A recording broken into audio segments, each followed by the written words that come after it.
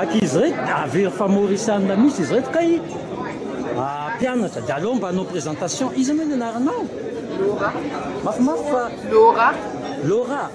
Ary ianao? Stéphanie. Nareo zany mipetraka aty à Maurice? Ie. Ina nalianareo taty? Mianatra. Filière économie mazava sa? Ny filière zao ressources humaines. Ressources humaines, ia. Dia efa firy taona? 2 ans avec. 2 ans. Ary ianao? Ahoana ny fiarahamonina aty? Ba le intégration zany tsika moa efa mitovitovy amin'izareo ihany dia ahoana? Misy malala hoe gasy nareo sa? Indraindray misy mapafatra amin'ny fomba firesaka satria zay miteny frantsay nefa zareo miteny créole. Dia nareo roa zany sady mahay miteny créole ve? Dia ahoana hoe za zao Zanora Mambazafy na za teo hoe tonga soa ianao Zanora Mambazafy amin'ny teny créole la isa roa telo.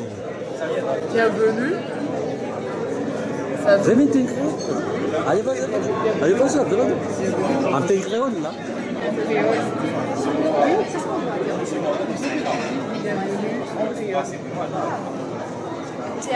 Bienvenue même. Oui, bienvenue. C'est la même chose en fait. Oui. Et non, grâce aux Mauriciens.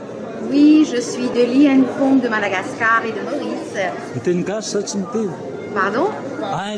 Vous parlez malgache? Non, je parle pas malgache. Bon, comment on dit? Je... Bon, je m'appelle Jeannot. Comment vous dites bienvenue en créole alors? Bienvenue. Ah bon? Oui. C'est tout? C'est pas... Bienvenue. Merci beaucoup. Bon, mais... Inamo dia manana fikasana izany sa mba hodiany ray andro any? Mody rehefa vacances hodindray andro any, indray no mbola tsy fantatra loatra, ohatrany tsy dia mieritreritra loatra an'izay. Hoe tena hoe hipetraka any fa ny mandalo any.